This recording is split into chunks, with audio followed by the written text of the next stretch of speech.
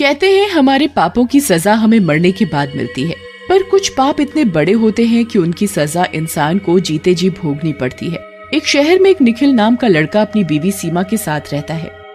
निखिल पेशे से एक इंजीनियर था। वो अपने काम में बहुत ही बिजी रहता था।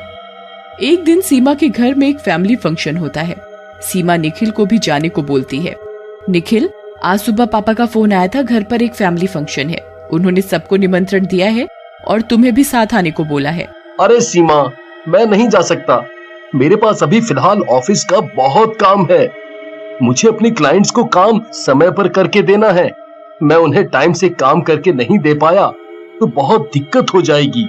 अरे, सीमा निखिल की बात मान जाती है और अकेले जाने को तैयार हो जाती है। अगले दिन सीमा अपने पापा के घर जाने के लिए तैयार हो जाती है। निखिल, मैंने 5 दिनों के लिए तुम्हारे लिए खाना बनाने वाली को बोल दिया है। उसका नाम कोमल है। वो रोज सुबह शाम तुम्हारे लिए खाना बना दिया करेगी। ठीक है, ध्यान से जाना सीमा, बाहर बहुत बारिश हो रही है, कहीं गिर मत जाना। सीमा 5 दिनों बाद अपने घर से लौटी। वो बहुत अजीब सी हरकतें करती। उसकी आंखें हमेशा चढ़ी चढ़ी रहती। पता नहीं सीमा को क्या हुआ था। मुझे हॉल में सोना है। हॉल में सोना है?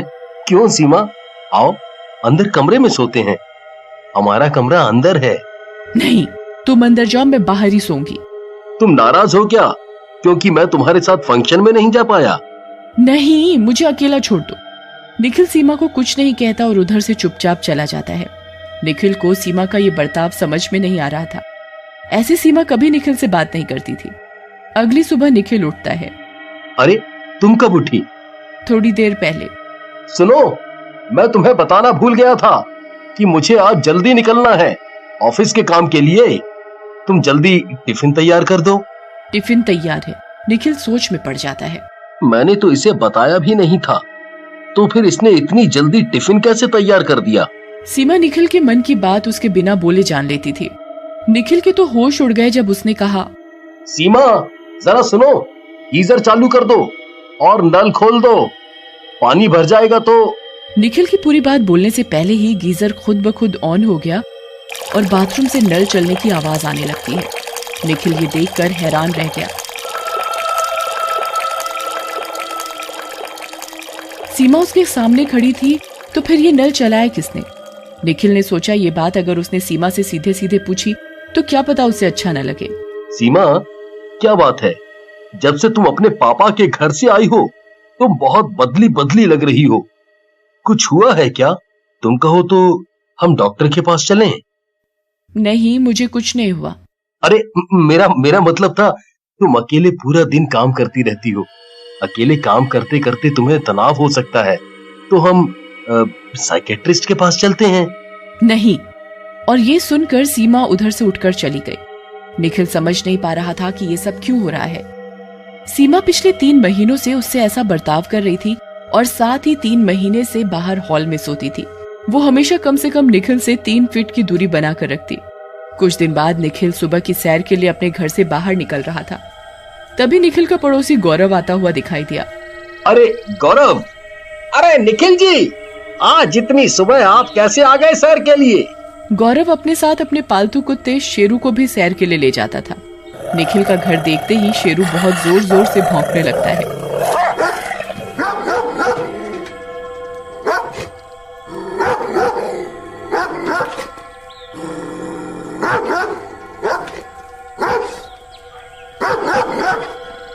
पता नहीं क्यों निखिल जी, ये आपका घर देखते ही बहुत जोर जोर से भौंकने लगता है।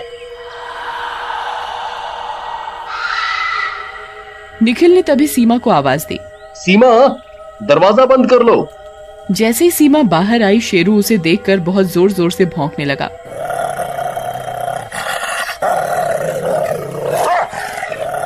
गौरव ने शेरू को चुप करने की बहुत कोशिश की, पर शेरू बिल्कुल भी चुप नहीं हुआ। वो बस भौंकता रहा। ये सब क्यों हो रहा है निखिल नहीं समझ पा रहा था।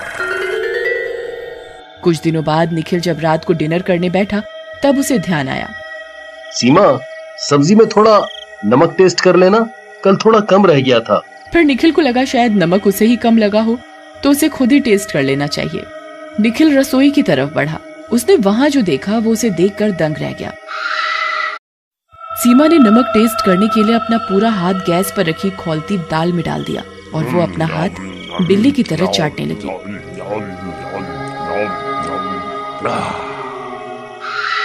निखिल सोच में पड़ गया। उस खौलती दाल से उसका हाथ कैसे नहीं चला? ये क्या कर रही हो सीमा? चम्मच से निकाल लेती। सीमा ने उसे कोई जवाब नहीं दिया और बस निखिल को घूर रही थी। तभी शेरू, निखिल के पड़ोसी का कुत्ता, अपने घर से छूट जाता है और निखिल के घर में आ घुसता है। शेरू सीमा को देखकर बहुत जोर जोर से भौंकता है।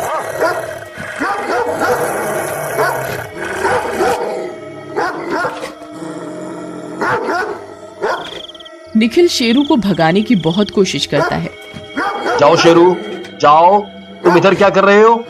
शेरू सिर्फ सीमा को देखकर भौंकता रहता है। तभी सीमा उसे पकड़ लेती है और उसका गला दबाने लगती है। निखिल सीमा से शेरू को छुड़वाने की बहुत कोशिश करता है पर सीमा उसे नहीं छोड़ती। शेरू बेहोश हो जाता है। सीमा शेरू को वहीं जमीन पर गिरा देती है। सीमा की आंखें एकदम लाल और जीभ बिल्कुल बाहर थी।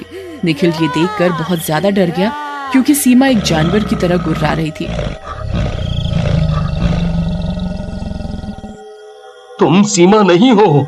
कौन हो तुम? अब तक नहीं पहचाना? अब तक नहीं पहचाना कौन हूँ मैं? नहीं। कौन हो तुम? तुम सीमा नहीं हो सकती। कोमल, मैं कोमल हूँ। कौन कोमल? ये क्या कह रही हो तुम? कौन कोमल? सीमा दीदी ने मुझे तुम्हारे घर 5 दिन खाना बनाने के लिए जिसे बोला था, मैं वही कोमल हूँ। कोमल हूँ मैं। तूने मेरी जिंदगी हराम कर दी। अब मैं तुझे नहीं छोड़ूंगी। तुझे मैं जान से मार कर ही सांस लूंगी।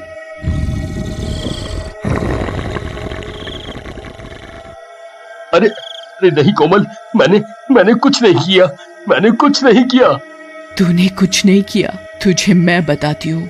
अरे नहीं कोमल, मुझे माफ कर दो। मैं कभी फिर से ऐसे गलत काम नहीं दोहराऊंगा। क्या हुआ अब? तू तो अभी बोल रहा था तूने कुछ किया ही नहीं। तुझे एकदम से क्या हुआ? नहीं कोमल, मुझसे बहुत बड़ी गलती हो गई। मैं कभी ये दोबारा नहीं दोहराऊंगा। दोहराएगा तो तब ना, जब मैं तुझे उस लायक छोड़ूंगी।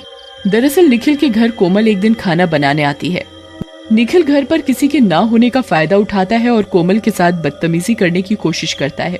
कोमल निखिल को रोकने की बहुत कोशिश करती है पर निखिल उसकी एक नहीं सुनता।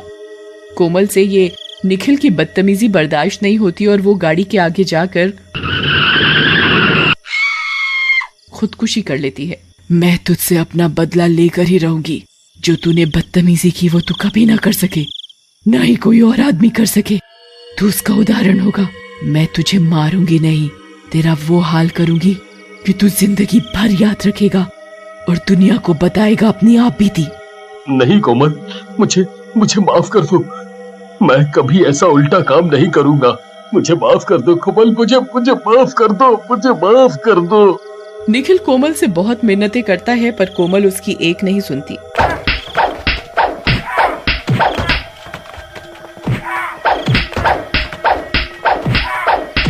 वो मार मार कर उसका हाल ऐसा बेहाल कर देती है। अरे छोड़ दे चुड़ैल, तेरे बच्चे की जान लेगी क्या?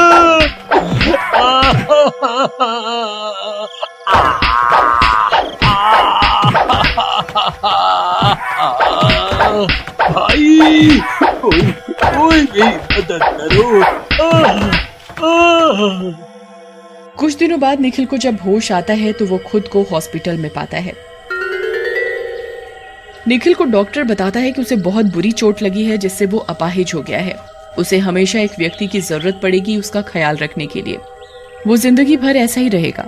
कोमल निखिल से अपना बदला ले लेती है और निखिल को सबक मिल जाता है कि किसी के साथ आप बुरा बर्ताव या बुरा व्यवहार करेंगे तो आपको आपके कर्मों की सजा इसी जन्म में मिलेगी। अगर मैंने उस बेचारी के साथ गलत नहीं किया होता तो आज मेरी ये हालत नहीं हुई होती, ना ही कोमल गाड़ी के नीचे आकर अपनी जान देती। निखिल को अपने किए का पछतावा होता है। अरे कोमल, मुझे माफ कर दो। मैं अपनी सारी गलती मानता हूँ। मुझे मेरे किए की सजा भी मिल गई है। अब मुझे छोड़ दो, मुझे छोड़ दो। ठीक है निखिल, मैंने तुम्हें माफ किया